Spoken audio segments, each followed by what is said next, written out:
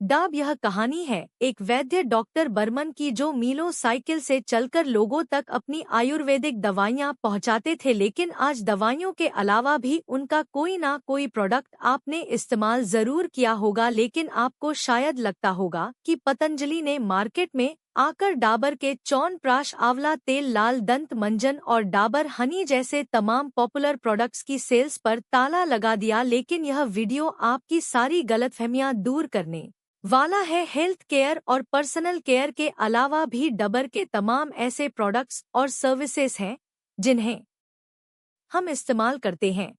आपको पता है रियल जूस और बादशाह मसाला भी डब का है। इसके अलावा एवरेडी इंडस्ट्रीज, अवा लाइफ इंश्योरेंस और रेली केयर एंटरप्राइजेस में भी डब का कंट्रोलिंग स्टेक है। तो चलिए आज डाबर के 140 साल की पूरी जर्नी को डिटेल में जानते हैं और साथ ही हम जानेंगे कि देश प्रेम और शुद्धता के नारे के साथ एफएमसीजी मार्केट को हिलाकर रख देने वाली पतंजलि ने डाबर को बर्बाद किया या खुद वादी की राह पर है। डाबर की कहानी शुरू होती है साल 1880 के आसपास, जब चारों तरफ कालरा, प्लेग और मलेरिया की महामारी फैली हुई थी। लोगों की जान जा रही थी और उसी दौरान कोलकाता में एक आयुर्वेदिक वैद्य डॉक्टर के बर्मन कुछ जड़ी बूटियों की मदद से इस महामारी का इलाज करने की कोशिश करते हैं। उनकी दवाइयां सस्ती भी थी और असरदार भी, जिससे लोगों में उनकी डिमांड बढ़ने लगी। बर्मन साहब भी साइकिल से घर घर जाकर लोगों को दवाइयां बांटने लगे। लेकिन जब दूर दराज के इलाकों में भी दवाई की मांग बढ़ी तो डॉक्टर बर्मन ने साल 1848 जब डॉक्टर बर्मन कई आयुर्वेदिक दवाओं के फार्मूले तैयार कर चुके थे और उसे लार्ज स्केल पर प्रोड्यूस करने के लिए एक फैक्ट्री की शुरुआत किए। डाबर धीरे धीरे एक पॉपुलर ब्रांड बनता जा रहा था। लेकिन साल 1907 में ही के बर्मन की डेथ हो गई। फिर उनके बेटे सीएल बर्मन ने कंपनी की कमान अपने हाथ में लेकर कोलकाता में ही एक R&D सेंटर की शुरुआत की है ताकि पिता के अधूरे काम को आगे बढ़ाया जा सके। उनके दोनों बेटे पूरन और रतन चंद पिता के सपोर्ट में लग गए। लेकिन प्रॉब्लम यह थी कि दर्शकों तक डाबर को एक छोटे से फैमिली बिजनेस की तरह चलाया जाता रहा। बर्मन परिवार की 3 पीढ़ियां एक ही घर में एक साथ रहती थी और एक जनरेशन दूसरे जनरेशन को डाबर की बागडोर सौंपते रही। इस तरह कुछ आयुर्वेदिक दवाओं के बिजनेस में ही पूरा बर्मन परिवार इवॉल्व था। फिर सबने मिलकर फैसला किया कि दवाओं से हटकर भी कुछ आइटम्स अपने पोर्टफोलियो में ऐड किया जाए और फिर उसके बाद साल 1940 में डाबर आंवला केश तेल, 1949 में डाबर च्यवनप्राश और 1970 में लाल दंतमंजन को मार्केट में उतारा गया। लेकिन 1972 के शुरुआत में ही डाबर में एक बड़ा उलटफेर देखने को मिला। दरअसल 70 के उसी दौर में पश्चिम बंगाल का डाउनफॉल शुरू हुआ था और वजह थी नक्सल मूवमेंट और ट्रेड यूनियन की बढ़ती दखल अंदाजी। कोलकाता में तो बिजनेस करना इतना मुश्किल हो गया था कि बिड़ला ग्रुप और स्टेट बैंक ऑफ इंडिया को भी अपना हेड ऑफिस कोलकाता से शिफ्ट करना पड़ा। और एक दिन अचानक डाबर के एम्प्लॉयज ने भी सीएल बर्मन के ग्रैंडसन जीसी बर्मन को फैक्ट्री में विजिट के दौरान चारों तरफ से घेर लिया। कुछ अनहोनी तो नहीं हुई, लेकिन बर्मन परिवार ने इस घटना को काफी सीरियसली लिया और फैसला किया कि उन्हें कोलकाता छोड़कर अपने बिजनेस को नॉर्थ की तरफ शिफ्ट करना है। और यही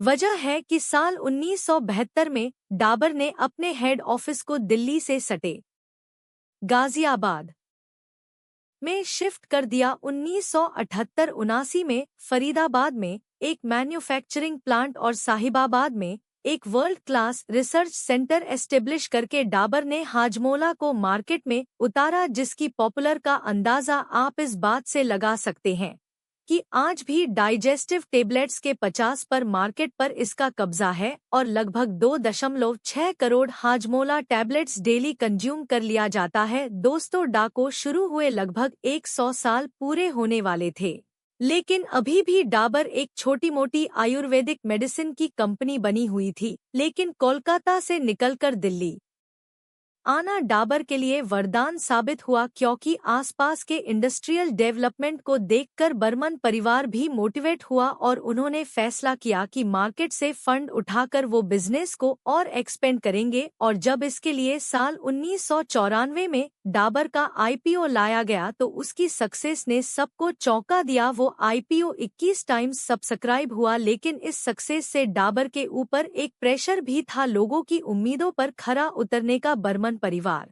पूरी मेहनत से डाबर को रिस्ट्रक्चर करने पर लग गया और जल्द ही दवाओं से अलग हटकर भी प्रोडक्ट बनाने शुरू कर दिए। फिर साल आया 1997 जब डाबर फूड्स के नाम से एक सब्सिडियरी की शुरुआत की गई और इंडिया का पहला juice brand real fruit juice को लॉन्च किया गया। अब देखा जाए तो डाबर का फोकस 4 बड़े सेगमेंट हेल्थ, हेयर, स्किन और फूड प्रोडक्ट्स पर था और लोगों में डाबर की ब्रांड इमेज भी काफी अच्छी थी। लेकिन बर्मन फैमिली कंपनी की ग्रोथ को लेकर सेटिस्फाई नहीं था, क्योंकि डाबर की सेल्स रेवेन्यू या प्रॉफिट में वो बात नहीं दिखती थी। हालांकि ब्रांड अवेयरनेस की बात हो या फिर एडवर्टाइजिंग की, उस समय की कंपनीज में वह सबसे आगे रहते थे। डाबर तो टेलीविजन पर अपने ऐड देने वाली कुछ शुरुआती कंपनीज में से एक था। अब डाबर लाल दंतमंजन का मास्टर जी वाला ऐड हो या हाजमुला सर हो या फिर घने मुलायम काले बाल वाला आंवला हेयर ऑयल का ऐड हो, 90 में पैदा हुए लोगों को आज भी याद होगा। और दोस्तों, आप भी अगर किसी कंपनी के स्टेक में निवेश करना चाहते हैं तो जरूरत होगी एक डीमेट अकाउंट की, जो आमतौर पर हम ऐसे ब्रोकर के साथ ओपन करना पसंद करेंगे जहां पर अकाउंट ओपनिंग बिल्कुल फ्री होता है। बट इस केस में हम अपने इन्वेस्टमेंट या फिर ट्रेड्स पर बहुत सारा ब्रोकरेज पे कर रहे होंगे। लेकिन अगर हम M stock by Mirae asset के साथ अपना डीमेट अकाउंट ओपन करते हैं तो delivery, intraday, future and option mutual funds और आईपीओ जैसे सभी सेगमेंट के अंदर जीरो ब्रोकरेज का फायदा उठा सकते हैं। और इस zero brokerage for life across all products का फायदा मिलता है सिर्फ 999 के प्लान में।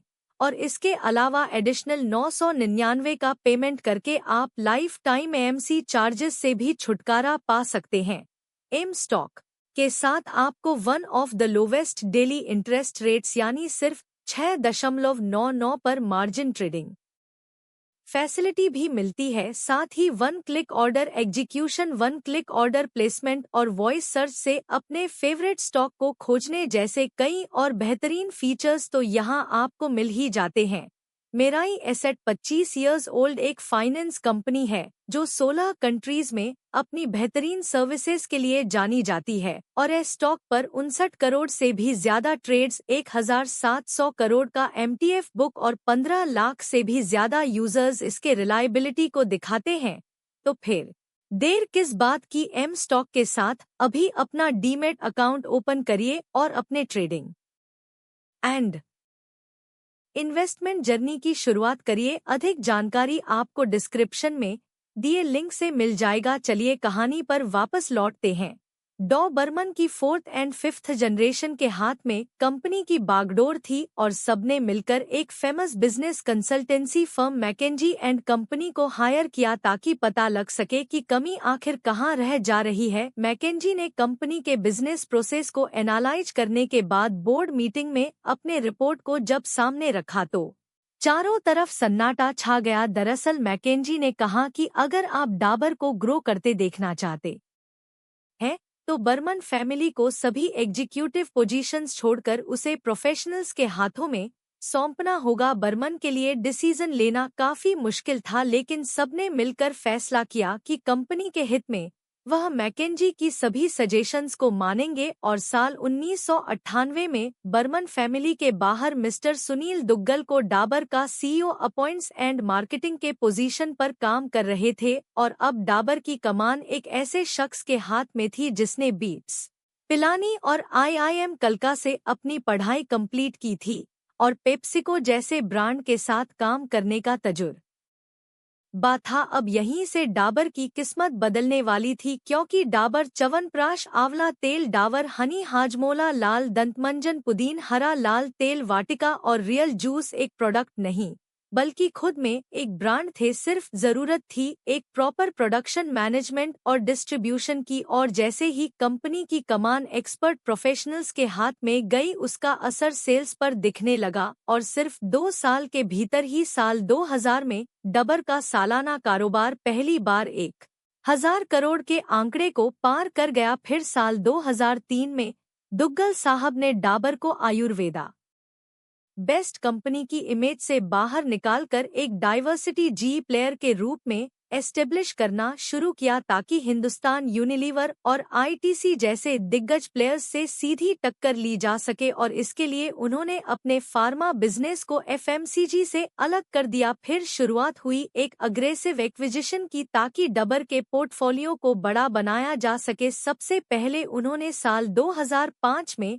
143 करोड़ के कैश डील में बलसारा के हाइजीन और होम प्रोडक्ट्स बिजनेस को एक्वायर किया। फिर साल 2007 में डब ने H&B स्टोर्स लिमिटेड के नाम से रिटेल बिजनेस में भी इंटर करते हुए न्यू यू ब्रांड को लॉन्च किया। और आपको पता है आज इंडिया के 40 शहरों में 100 से भी ज्यादा न्यू यू स्टोर्स है, जिसमें नेशनल एंड इंटरनेशनल ब्रांड्स के health, beauty and wellness products एक ही छत के नीचे मिल जाते हैं। इसके बाद एक एक करके डने फेम केयर फार्मा, तुर्की की leading personal care products company hobby cosmetic group और अमेरिका की नमस्ते लेबोरेटरीज को भी अपने में मर्ज कर लिया। फिर 2011 में ऑक्सी लाइफ के साथ डाबर ने प्रोफेशनल स्किन केयर मार्केट में एंट्री के साथ ही अजंता फार्मा का हेल्थ केयर ब्रांड 30+ को भी एक्वायर कर लिया, जो एक पॉपुलर मेल एनर्जाइजर है। इस तरह जिस डाबर की चाल पिछले 100 सालों में काफी धीमी थी, उसने सिर्फ 10 सालों में ही अपने अग्रेसिव एक्विजिशंस और तेज ग्रोथ से सबको चौंका दिया, और 2013 तक कंपनी का रेवेन्यू 5 गुना तक बढ़ गया। लेकिन असली कहानी तो अब शुरू होने वाली थी दोस्तों। कहानी आयुर्वेदा वार की। दरअसल साल 2006 में पतंजलि आयुर्वेद की शुरुआत हुई और बाबा रामदेव ने अपने आयुर्वेदिक प्रोडक्ट्स को ऋषि मुनियों की खोज और देशभक्ति के रैपर में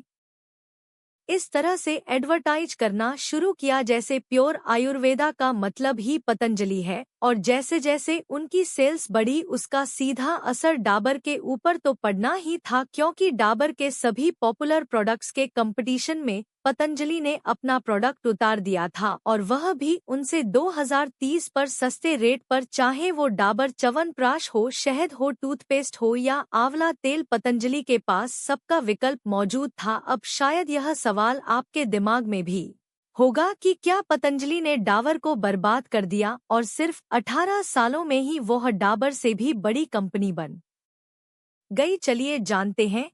दरअसल साल 2012 से 13 तक पतंजलि का रेवेन्यू 1000 करोड़ से भी कम था, लेकिन उसके बाद एडवर्टाइजिंग पर करोड़ों रुपए पानी की तरह बहाकर उसने एफएमसीजी मार्केट में हलचल पैदा कर दी, क्योंकि उनके फर्स्ट टारगेट पर थी हिंदुस्तान यूनिलीवर और कोलगेट जैसी मल्टीनेशनल कंपनीज, जिसे बाबा रामदेव ने देश का शोषण करने वाली विदेशी बुराई के रूप में प्रेजेंट किया। उस समय तक डाबर पतंजलि को सीरियसली नहीं ले रहा था, लेकिन साल 1516 में जब पतंजलि ने अपना रेवेन्यू 8 गुना ज्यादा 8000 करोड़ डिक्लेयर किया तो डाबर का मैनेजमेंट हिल गया। तब उन्हें एहसास हुआ कि उनके साइंस बेस्ट आयुर्वेदा पर आस्था का आयुर्वेदा भारी साबित हो रहा है। डाबर के मैनेजमेंट ने पतंजलि की वजह से अपने बैलेंस शीट पर पड़ने वाले असर का जब आकलन करना शुरू किया तो उन्होंने पाया कि साल 2017 के फर्स्ट क्वार्टर में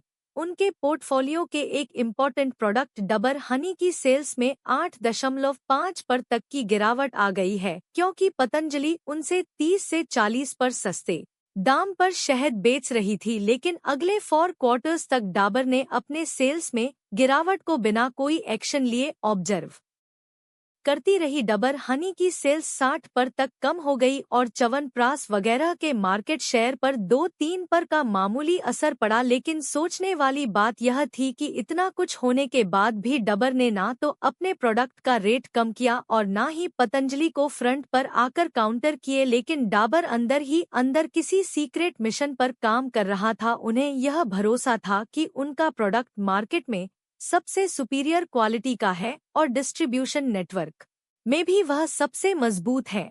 लेकिन अपने ऊपर ट्रस्ट को और बढ़ाने के लिए साल 2018 में डबर ने प्रोडक्ट का रेट कम नहीं कर सकते थे, उस कैटेगरी में कुछ सस्ते प्रोडक्ट लॉन्च कर दिए। और यही नहीं, साल 2020 के शुरुआती 3 महीनों में ही डन ने 60 से भी अधिक प्रोडक्ट लॉन्च किए जो मार्केट में अवेलेबल किसी भी आयुर्वेदिक ब्रांड से क्वालिटी में अच्छे और प्राइस में लगभग बराबर थे। और इसके बाद जब साल 1920 का फाइनेंस